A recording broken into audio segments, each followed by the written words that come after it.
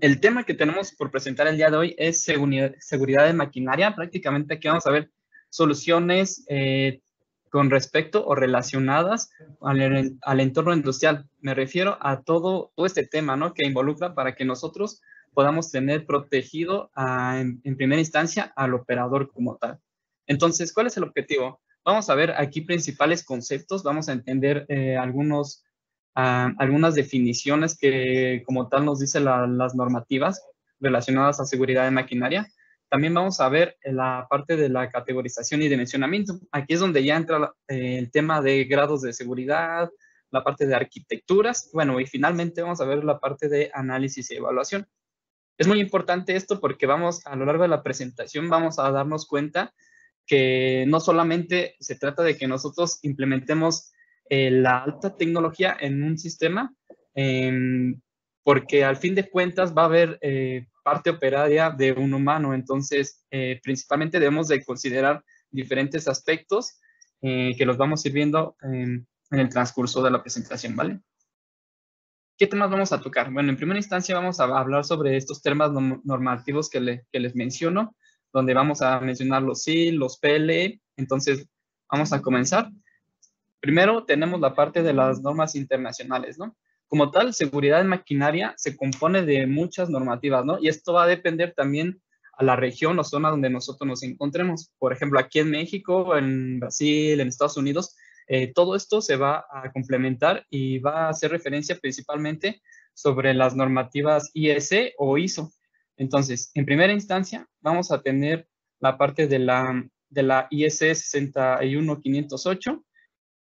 Vamos a tener la ISO 16504 y bien la ISO 12207.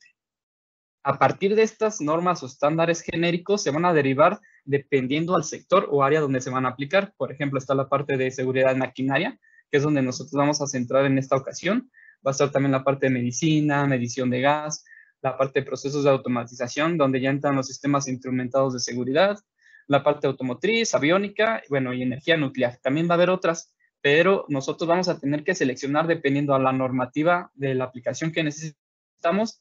Además, adecuarnos a los estándares que nos pide la región donde nos encontramos. Por ejemplo, en México, que la NOM nos dice que debemos de cubrir con ciertos niveles de seguridad y respetar ciertos análisis de riesgos. Entonces, también eso nosotros lo tenemos que respetar, ¿vale? Entonces, es lo que les menciono. Aquí vamos a tener diferentes normativas. Cada una de ellas nos va a dictar qué tan robusto es como debe ser un sistema, qué tanta instrumentación o funciones de seguridad nosotros tenemos que implementar. Bueno, aquí prácticamente les mencionaba de dos normativas, ¿no? En primera instancia tenemos las normas internacionales que viene siendo la IS 61508, que esta nos va a decir o nos va a dictar los grados SIL. Más adelante vamos a ver a qué se refiere esto.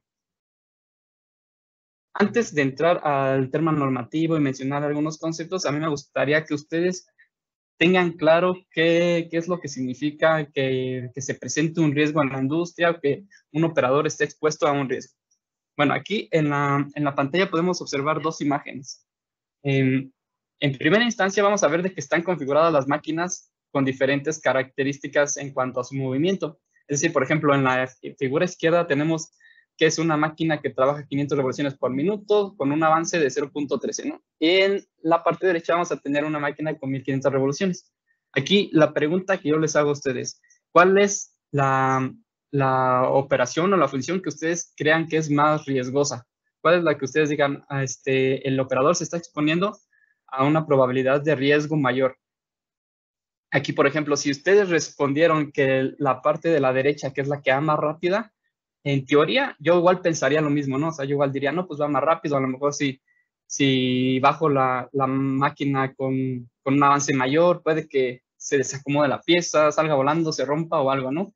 Sin embargo, las dos funciones, operaciones, son realmente entran en rango, es decir, ambas si nosotros las hacemos las operaciones de una forma adecuada, respetando a lo mejor las instrucciones que se nos dice con respecto a la máquina, los procedimientos que nos da el encargado, ¿no? De la máquina al momento de operarla, estamos diciendo que ambas operaciones son, entre comillas, seguras, ¿no? Siempre y cuando nosotros sigamos todos los estándares. Aquí otro punto también importante a considerar es de que, por ejemplo, en la máquina del lado izquierdo es acero, sin embargo, en la del lado derecho es aluminio. Estamos hablando de que es un material más fácil de trabajar. Entonces, es por eso que ambas condiciones son seguras. Ahora bien, aquí ya vamos a entrar en materia con respecto a los niveles de integridad o grados de seguridad. Aquí, por ejemplo, la normativa 61508 nos lo divide los diferentes grados de seguridad con base a 4 niveles, que se denominan Safety Integrity Level.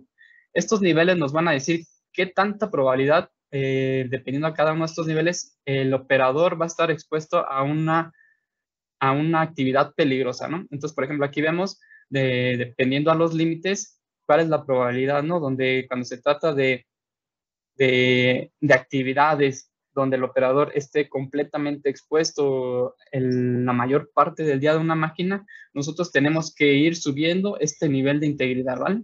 Y esto nos lo dice la normativa 61508. Ahora bien, pasamos a la ISO 13849. Aquí nos vamos a enfocar principalmente en estas dos normativas.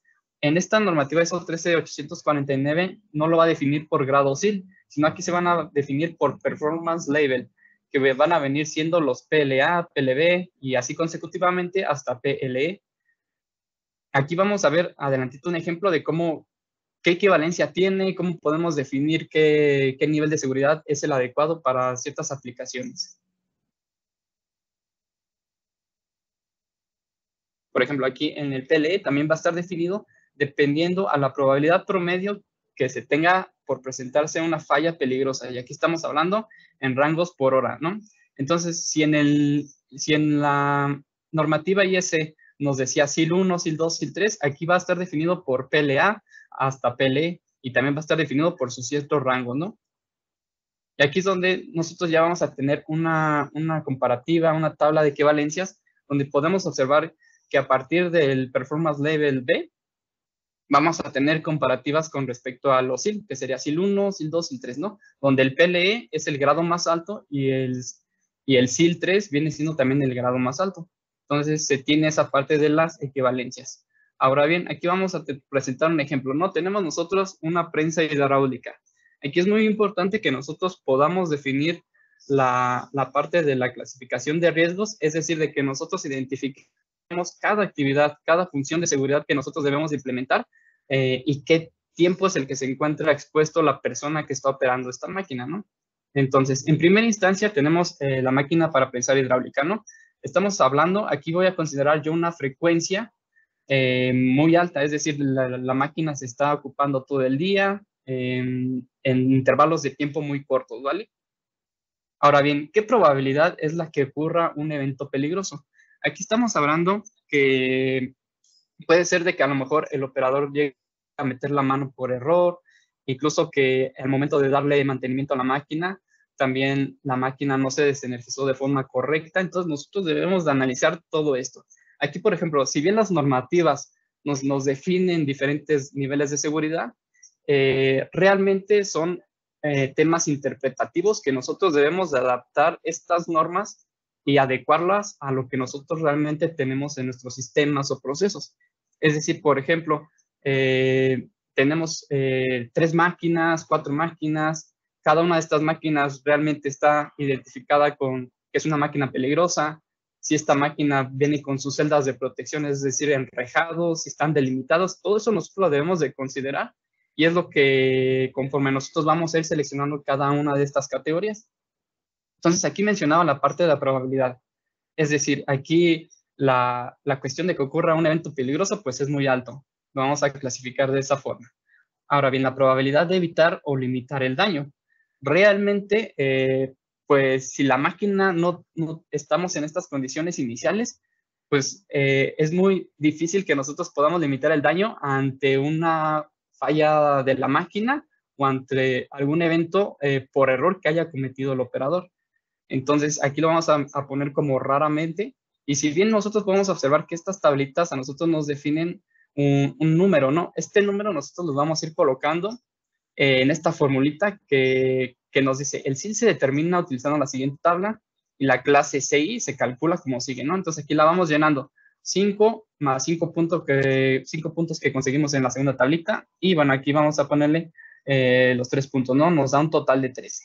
Ahora bien, aquí nos dice clasificación de la gravedad, SE.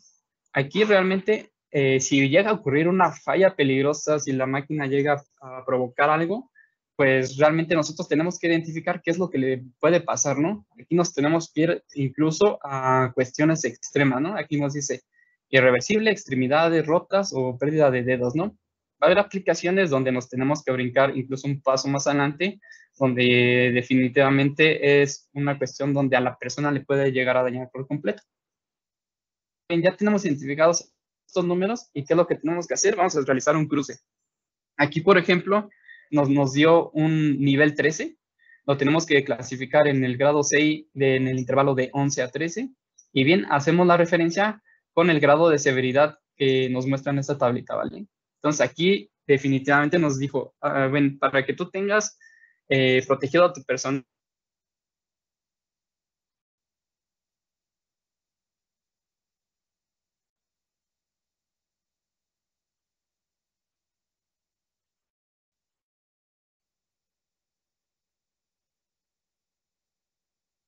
que tenemos equivalencias, ¿vale? Los grados SIL con respecto a los grados PL, que cada uno de ellos lo trabajan bajo los estándares diferentes, ¿no? Veamos que la ISO y la IEC. Entonces, ¿cómo vamos a hacer aquí un ejemplo de cómo llegamos al mismo grado de protección, pero ahora siguiendo la metodología conforme la ISO 13849? Vamos a tomar el mismo ejemplo de la prensa hidráulica.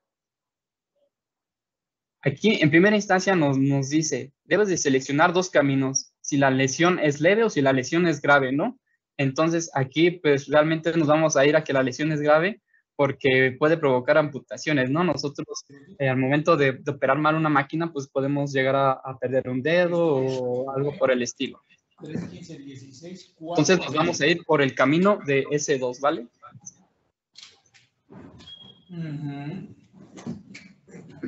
Ahora bien, vamos avanzando en esta parte del diagrama y vamos a observar que ahora nos pide la frecuencia y duración a la exposición. Entonces aquí nos dice, la frecuencia es menos de una vez cada 2 semanas o es más de una vez cada 2 semanas, ¿no? Entonces realmente aquí recuerden que habíamos visto que la exposición pues ocurre con una frecuencia alta. Entonces nos vamos a ir por el camino de F2, ¿vale? Sí. Ajá. Ahora bien, aquí pasamos a la parte de definir los caminos P1 o P2. Ya seleccionamos el camino de F2. Ahora nos dice, ¿qué posibilidad de evitar el daño o limitar esta afección se puede realizar, ¿no? O sea, ¿qué posibilidad se tiene? Entonces aquí le vamos a poner, sí, es posible en determinadas circunstancias. O sea, si nosotros implementamos equipos de seguridad, si siguen las instrucciones correctas, sí es posible delimitar que lleguen a pasar estos daños. Entonces nos vamos a ir por el camino de P1. Como aún no llega la máquina, no podemos hacer ningún. Nosotros al seguir avanzando durante el recorrido vamos a observar que directamente nos da un grado de protección PLD. Si nos vamos por el camino de P1. En el caso de que sea difícilmente evitable, o sea, de que implementando muchas medidas de seguridad, aún así el riesgo sea grande, realmente nosotros vamos a reducir el riesgo, pero ahí van a estar todavía estas exposiciones, ¿no?, al peligro. En este caso nosotros vamos a seleccionar el camino de P1, vamos a decir de que sí, se puede limitar el daño y vamos a tener una categoría PLD, un Performance Level PLD, ¿vale? Aquí en resumen lo que se hizo fue tomar el camino por S2, F2 y finalmente P1. Entonces una vez que llegue ya esa máquina, se le entrega, ya voy a ver cómo podemos hacer para lograr el P. Pero no le perdí de vista.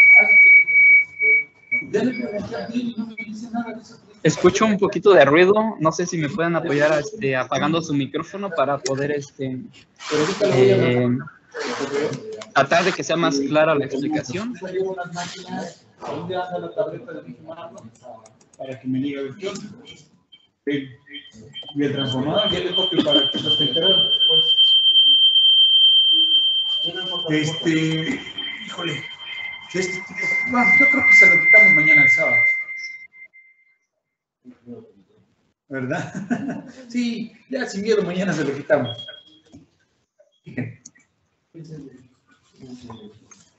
De 1/8, la hoja viene de 60 por 60 pulgadas, 700 L.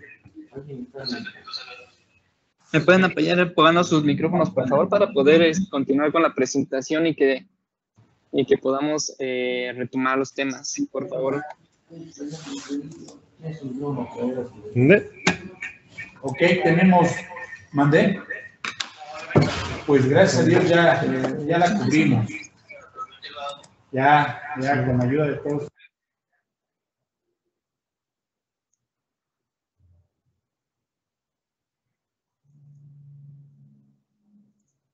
Ok, de acuerdo. Bueno, pues vamos a continuar.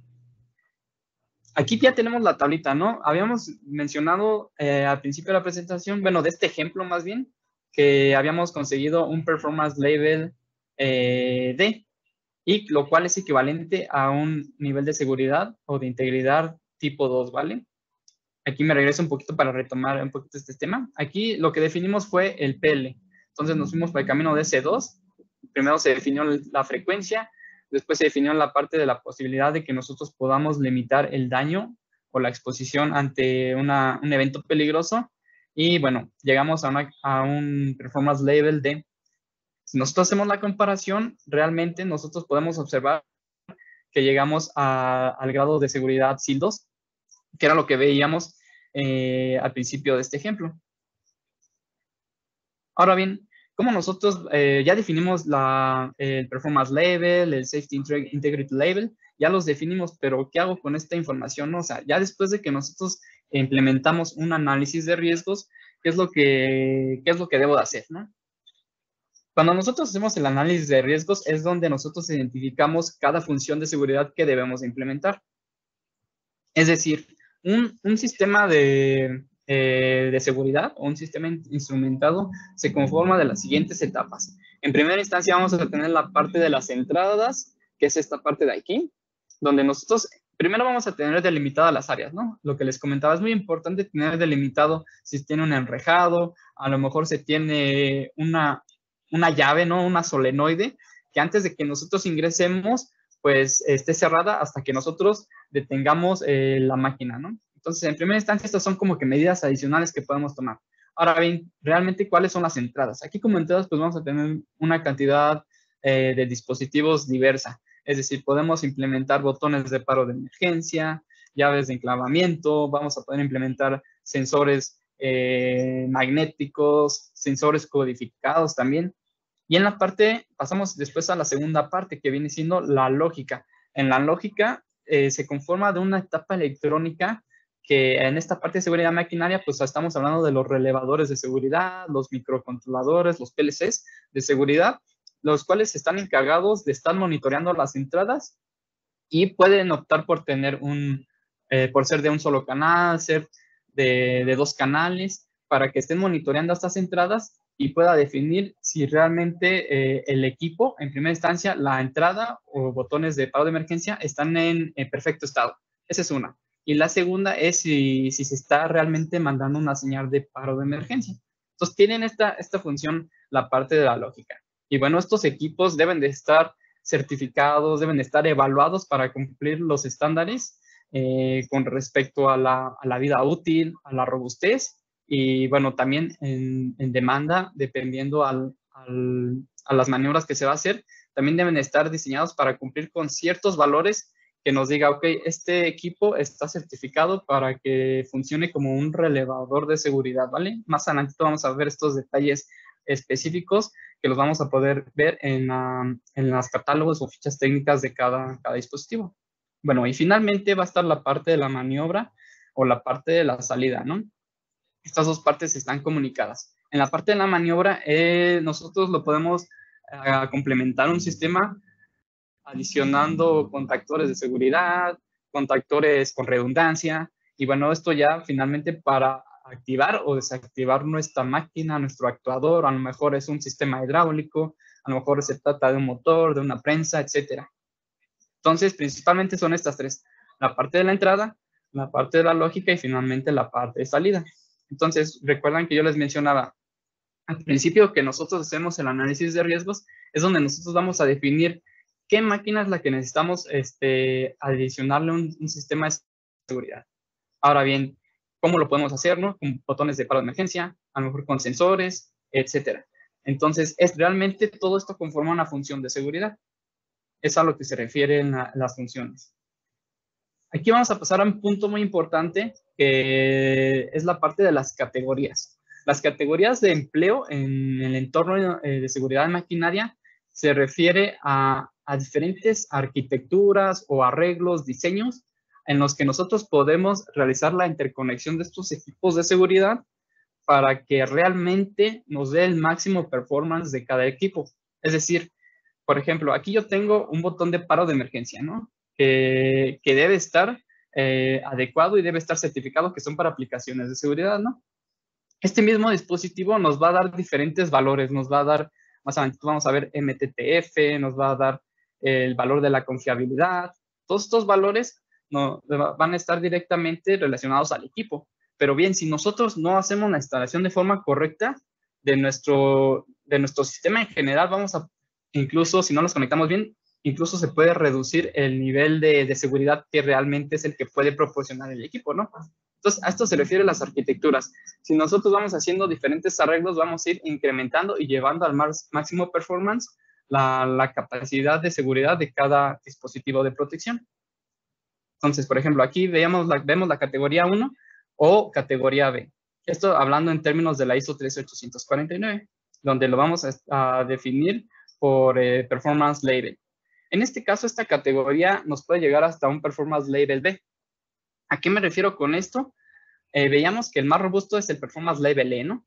En el A y en el B, aquí nos dice, cuando se produce un fallo puede provocar la pérdida de la función de seguridad. ¿A qué nos referimos? Es decir, si este comando, este botón de paro, llega a presentar daños, de pronto se quedaron soldados los contactos, no sé, pasó algo que se descompuso este dispositivo. Pues aquí ya estamos nosotros perdiendo la función de seguridad. O sea, realmente nosotros ya no podemos confiar que el sistema va a detener o no lo va a detener en el momento correcto.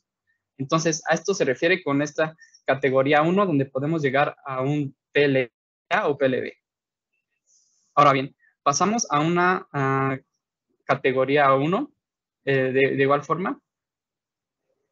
Entonces, aquí tenemos que también la función de seguridad, nosotros debemos de proteger el equipo que en este caso es el variador de frecuencia, ¿no? Entonces, tenemos dos puntos de falla, que puede ser este de aquí, al momento de que se descompone el botón, y también tenemos este punto de acá, porque nuestro variador ya no va a saber qué es lo que debe de realizar, ¿vale? Aquí ya pasamos a una categoría 2.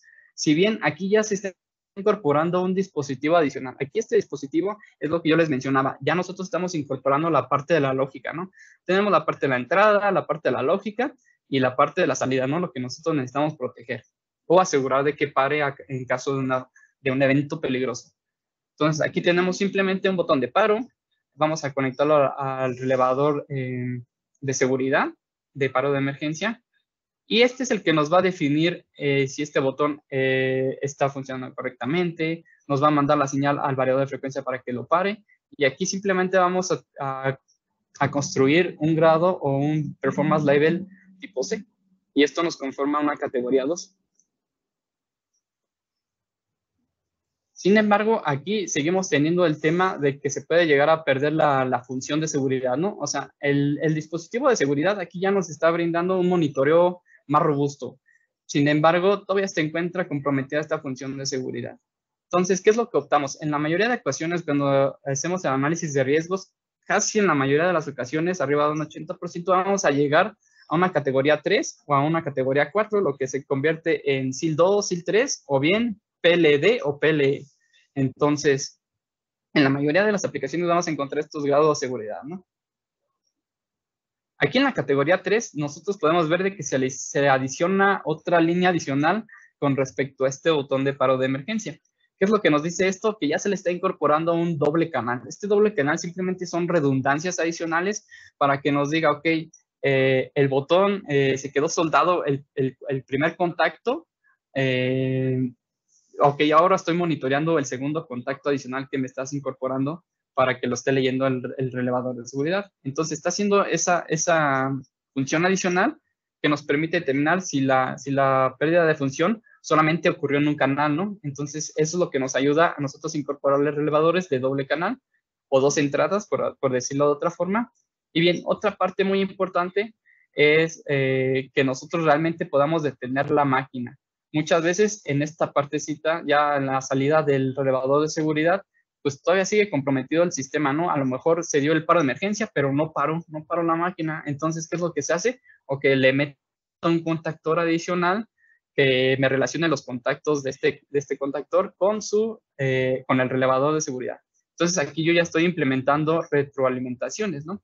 Hay relevadores de seguridad que nos dice si sí tiene feedback, si no tiene feedback, y esto nos lo va a determinar también el fabricante, ¿no? Nos va a decir, este relevador cumple con un performance level C, con un performance level E. Entonces, dependiendo de esto, nosotros vamos a observar en primera instancia si realmente pues es lo que necesitamos, ¿no? Y no muchas veces vamos a tener que irnos por la opción de que, ok, compro todo con performance level E, cuando realmente es una aplicación sencilla, ¿no? De que a lo mejor se ocupa una vez a la semana. Si se ocupa una vez a la semana, no es necesario hacer todo con performance level E o SIL 3.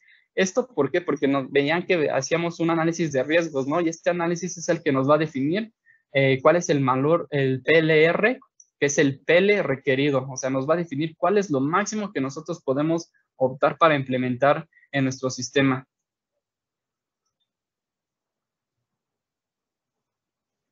Entonces, ahora pasamos a la parte de la categoría 4.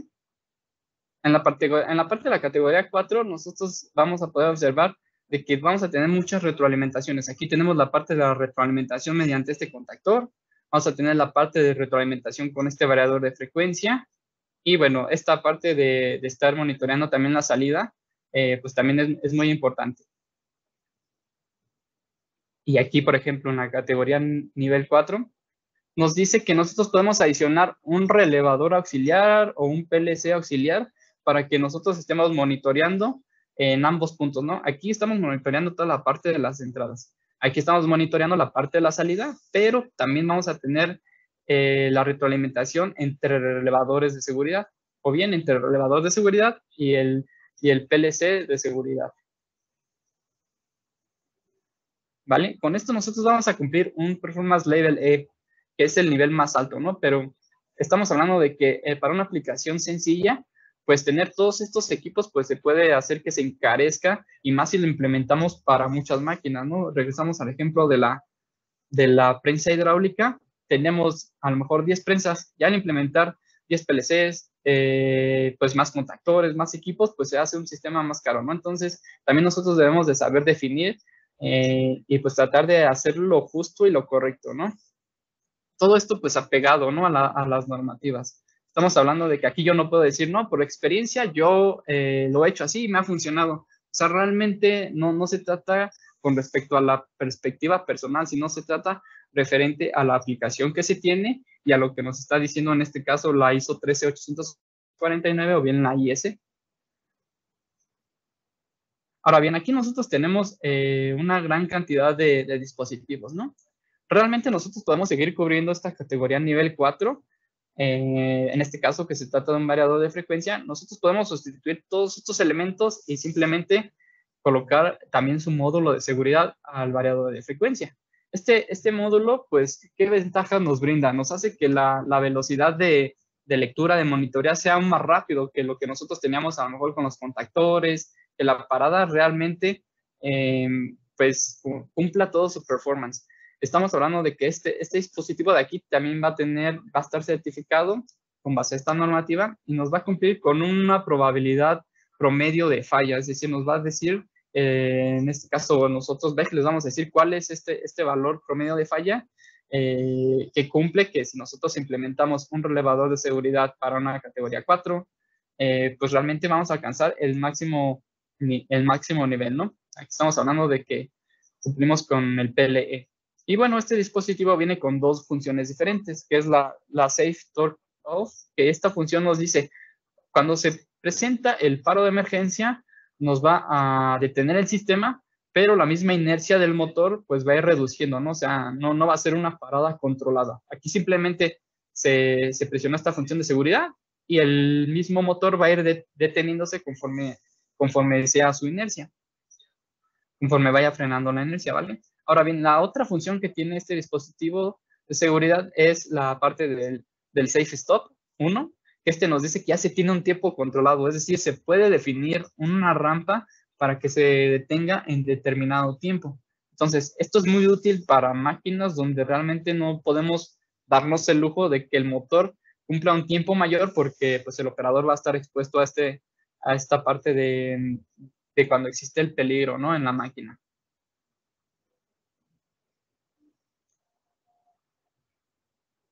Ahora bien, aquí estamos en la parte, recuerden que al principio les mencionaba MTTF. El MTTF son valores que nosotros les proporcionamos a ustedes en la ficha técnica de cada uno de estos dispositivos de seguridad, que prácticamente nos dice que es el tiempo promedio entre fallas peligrosas, ¿no? Aquí, por ejemplo, para este elevador, nos dice que el MTTF es de 416 años. Prácticamente es un tiempo promedio que va a estar dirigido a cada dispositivo con base a su categoría. Aquí vemos que es una categoría 4 y Performance Level E. Este MTTF va a estar definido para que cumpla con esa categoría, ¿no? Entonces, no es mucho de que tengamos que hacer cálculos para definir este MTTF. Más bien nosotros tenemos que identificar en el datasheet, en la ficha técnica, cada uno de estos valores, ¿no? Aquí, por ejemplo, veíamos, ¿no? Para Performance Level D y E, pues esto de aquí es el promedio de probabilidad que ocurra una falla peligrosa por hora, ¿no? Entonces, estos valores van a estar relacionados, evidentemente, con estas probabilidades que tenemos en la tablita. Bueno, y aquí retomando otra vez este punto, ¿no? Pues prácticamente nosotros al tener estas diferentes arquitecturas, categorías de seguridad, pues estamos cumpliendo con todas estas etapas, ¿no? La parte de la entrada, la parte de la lógica y la parte de la salida. Ahora bien, ¿qué nos dice el MTTF, los performance level? O sea, ¿cómo nosotros podemos identificar en qué categoría van a entrar, ¿no? Aquí, por ejemplo, un MTTF muy alto, pues prácticamente puede cumplir con todas las categorías, categoría 1, categoría 2, 3 y 4, ¿no? Y bueno, aquí también vamos a ver la parte de los performance level, que el más alto pues va a venir siendo el PLE. Pero por ejemplo, nosotros tenemos una aplicación donde calculamos el MTTF y nos dio un MTTF medio, ¿no? Entonces, ahora bien, con un MTTF medio, pues solamente podemos llegar hasta una categoría tipo 3 o una categoría 3. Aunque los dispositivos nos digan que puede cumplir con una categoría 4, nosotros al momento de calcular el MTTF con base a todas estas funciones de seguridad, es decir, el botón de paro de emergencia, el elevador de seguridad, los contactores, la parte del módulo de seguridad del variador de frecuencia, a nosotros tener toda esta sumatoria de MTTFs, que era lo que veíamos acá, me voy a regresar aquí 2 slides, todos estos MTTFs, todas estas sumatorias, pues realmente es lo que nos va a decir cuál es el grado máximo que nosotros podemos cumplir, ¿no? Entonces, es por eso que les mencionaba, aunque nosotros seleccionemos un sistema más robusto, pues realmente la forma en que nosotros los conectemos es lo que nos va a definir qué tan correcto, más bien si nosotros estamos aprovechando, ¿no? Toda esa capacidad de estos equipos de seguridad. Ahora bien, aquí vamos a pasar a unos ejemplos de máquinas, cómo funcionan en los sistemas de seguridad, ¿no? Aquí en esta imagen, pues vemos, ¿no? Que se trata de toda una área donde tenemos diferentes máquinas. Aquí tenemos un robotcito, tenemos acá una prensa, aquí también tenemos otro tipo de prensa, donde los operadores, pues, en primera instancia los vemos con su equipo de seguridad. Los vemos también con la parte que se encuentran delimitadas las áreas y ya, hasta ahí ya tenemos esa parte, ¿no? Ahora bien, pues ya identificamos simplemente los equipos, ¿no? Que nos pueden servir para delimitar aún más este grado a la exposición, que pueden ser las cortinas de seguridad, la parte de los comandos bimanuales. Aquí, por ejemplo, tenemos la parte de llaves, ¿no? De estas llavecitas accionadas por cable, que funcionan para bandas transportadoras.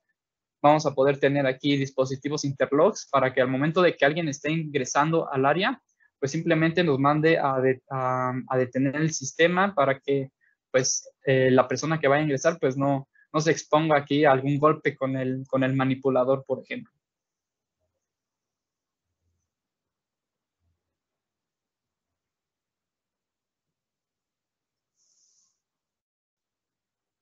Entonces, por ejemplo, aquí tenemos también ya un sistema donde se encuentran implementados estos equipos. Aquí se tienen unas cortinas de seguridad donde pues prácticamente, no sé si se logre ver, aquí estoy reproduciendo una parte del video, no sé si se logre ver, pero les voy a explicar a grandes rasgos qué es. Aquí el operador necesita tener sí o sí el accionamiento en ambos interruptores de esfuerzo cero. Estos de aquí son interruptores de esfuerzo cero, donde tiene que tener ambos dedos para que la máquina funcione. Entonces, si no los tiene al mismo tiempo, si llega a quitar uno, la máquina se debe de detener. Aquí estos tipos de dispositivos están diseñados, no sé si han escuchado hablar de las técnicas Poka-yoke, donde son como que técnicas donde si nosotros delimitamos a que la persona que está operando la máquina, pues realmente tiene un riesgo de exposición menor, ¿no? Aquí, por ejemplo, al momento de que tenga los dos dedos simultáneamente, pues no hay forma, ¿no? De que pueda introducir una mano por error o algo parecido, ¿no? O sea, simplemente si desactiva la función con uno de sus dedos, la máquina se va a parar. Entonces aquí estamos asegurando de que y previniendo este tipo de operaciones, ¿no?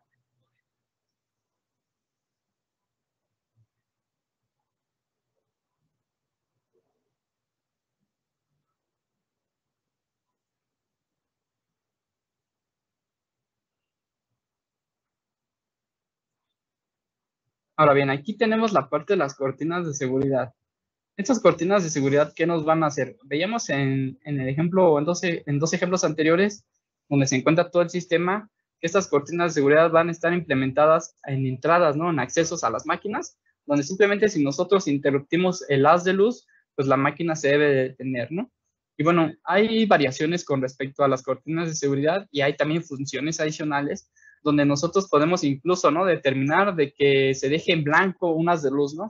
A lo mejor aquí está una banda transportadora, pero en este haz de luz, que puede ser 1, 2, 3 a lo mejor, nosotros los dejamos en blanco para que no nos lo detecte, ¿no? No nos lo detecte y no nos mande a parar el sistema, ¿no?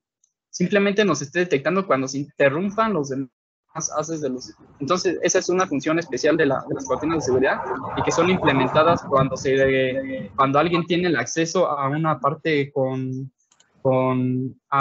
partes movibles, a un área con partes movibles, pues es peligroso, ¿no? Entonces, es muy implementado este tipo de dispositivos.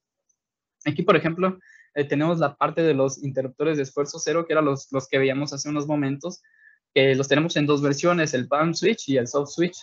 Estos interruptores, pues dependiendo, ¿no? Pues realmente son como tipo touch, si los queremos ver de alguna forma, y esto nos ayuda a que no se tenga como tal un esfuerzo mecánico, ¿no? Como un interruptor estándar o uno normal, donde pues realmente tiene un resorte mecánico y que nos va a ir dando el movimiento, ¿no? Aquí no, simplemente es parte de tocar el dispositivo y nos va a mandar una señal, ¿no? Una señal de seguridad.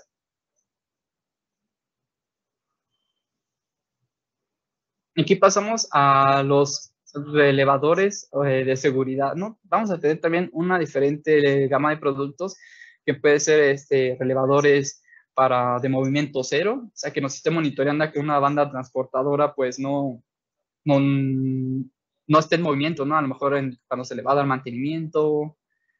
También vamos a tener la versión de relevadores de paro de emergencia, de mandos de simultaneidad, o bien de paro de emergencia sencillito, ¿no? Cada uno de estos van a estar conformados por diferentes categorías de empleo. O sea, no todos van a ser categoría 4, ¿no? Porque hablábamos previamente que mientras se vaya aumentando el performance level o la categoría, pues va a ser un equipo más robusto y bueno, consecuentemente también va a ser un equipo más caro.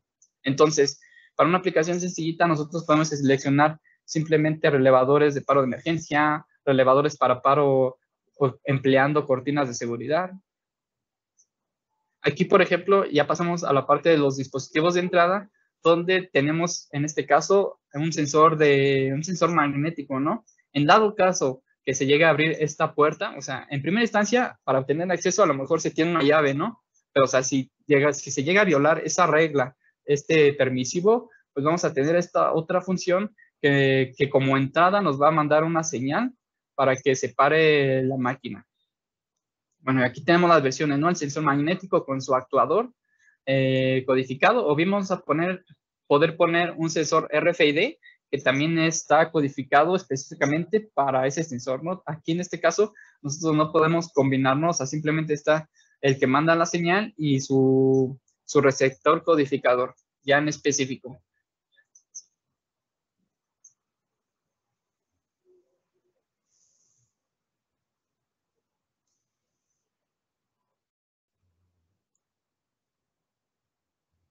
Aquí, por ejemplo, en este otro caso,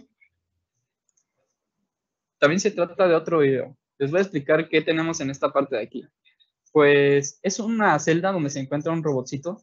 En este robotcito, para que el operador pueda ingresar a manipular a lo mejor alguna pieza que fue modificada, algo que hizo el manipulador, el operador en primera instancia debe de presionar el paro, o más bien detener la máquina, y esto le va a posibilitar mediante una solenoide la puerta pueda ser abierta. Entonces, esas son otras medidas adicionales que se pueden considerar y, bueno, que también son muy importantes, ¿no? ¿Qué otros tipos de dispositivos podemos implementar en este tipo de celdas? Vamos a tener las llaves o enclavamientos de seguridad. Aquí los tenemos en dos versiones, pueden ser de material metálico o material de plástico.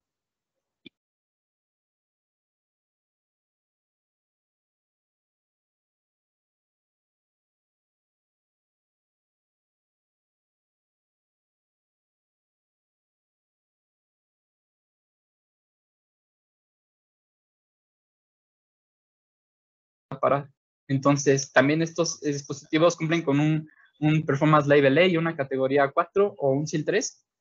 Y evidentemente, mientras nosotros implementemos retroalimentaciones, metemos paros de emergencia adicional de doble canal, pues esto nos va a ayudar que realmente el performance level que nosotros tengamos, pues es el máximo, ¿no?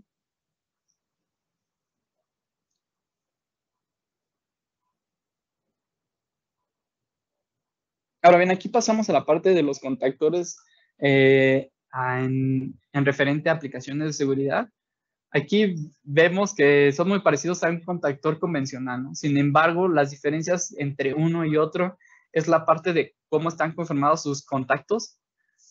También la parte del MTTF que les mencionaba, el tiempo promedio ante una falla por año, también es diferente, ¿no? Estos equipos están más robustos y van a tener una confiabilidad mayor, ¿no? Están completamente certificados.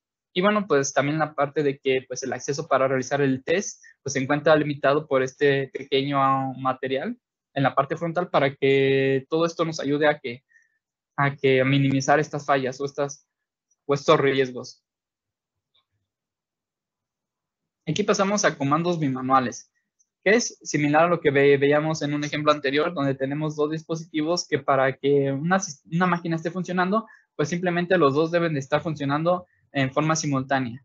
Entonces, eso los podemos instalar en diferentes máquinas, incluso se tienen la opción de colocarle el pedestal también como accesorio, entonces eso también es muy importante. Y pues tenemos esta versión que es un comando bimanual, donde ya se incluyen los dos interruptores de esfuerzo cero en una consolita como tal ya armada, ya integrada. ¿Y esto qué nos hace? Que se tenga un proyecto ergonómico. Bueno, en este caso se cumple con un grado de protección IP20, se tiene una alta confiabilidad y bueno, puede ser personalizado con los demás productos de la línea Safety. Aquí estamos hablando de que pues simplemente son las entradas, ¿no? Nosotros debemos de colocar la parte del control y la parte de tener un monitoreo para la salida con estos contactores de seguridad. Aquí vamos a tener el paro de emergencia. Tenemos diferentes versiones, ¿no? Algo muy importante a mencionar de este dispositivo es la forma en cómo están constituidos mecánicamente. Es decir, para que este interruptor realmente nos esté mandando una señal de que se encuentra cerrado, el bloque de contactos es un bloque especial con automonitoreo, si lo queremos ver de alguna forma, que nos dice que si está mal instalado, mal colocado, pues simplemente no va a funcionar. Aquí nos dice, no, bloque no montado correctamente en la brida, entonces simplemente no nos va a funcionar.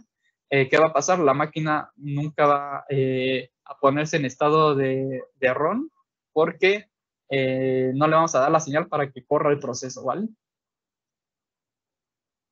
Bueno, y hablábamos también de algo muy relevante, cuando cumplimos ya un sistema muy robusto, estamos hablando de un PLC de seguridad, ¿no? Este PLC de seguridad va a tener diferentes funciones, ¿no? Prácticamente este PLC nos puede hacer cualquier función de relevador de seguridad, nosotros le vamos a poder colocar timers, condiciones, por ejemplo, estas condiciones es si tengo estas dos entradas activadas, que la máquina esté funcionando, si están desactivadas, que me la pare, no sé. Por ejemplo, dependiendo de las entradas que nosotros tenemos, o sea, las entradas son de doble canal.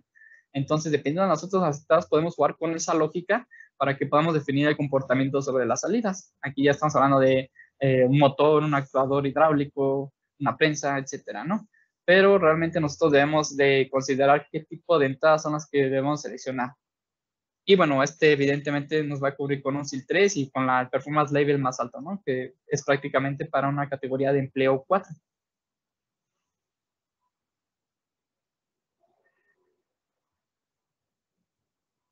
Bueno, y pues prácticamente con esto damos fin a la presentación. No sé si tengan alguna duda. Aquí principalmente la idea es demostrarles a ustedes qué tipo de categorías de empleo cubren estos dispositivos y cómo es que se realizan las arquitecturas de seguridad, ¿no?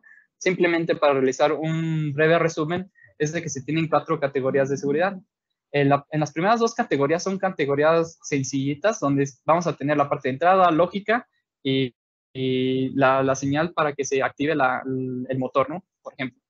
Eso nos va a decir la categoría 1 y 2. En la categoría 3 y 4, simplemente es incorporar dispositivos de doble canal, incorporar redundancias adicionales en diferentes puntos de nuestra máquina. Y adicional a esto, también es la parte de tener el feedback de retroalimentación, es decir, de que los contactos auxiliares de seguridad que nosotros estamos incorporando, pues tengan una retroalimentación con el relevador de seguridad. Es muy importante no confundir el relevador de seguridad con el contactor de seguridad, porque son equipos diferentes, ¿no? El relevador de seguridad es un equipo electrónico que funciona mediante pulsaciones, ¿no? O sea, las señales de los paros de emergencia las está monitoreando mediante pulsos, son pulsos electrónicos. Ese es el relevador de seguridad. Ahora bien, el contactor de seguridad se trata de un dispositivo de potencia, es decir, tiene la interfaz de que nosotros energizamos la bobina, pero prácticamente es un dispositivo de potencia que ya no está conectando con la carga, ya sea motor o cualquier otro actuador, ¿vale?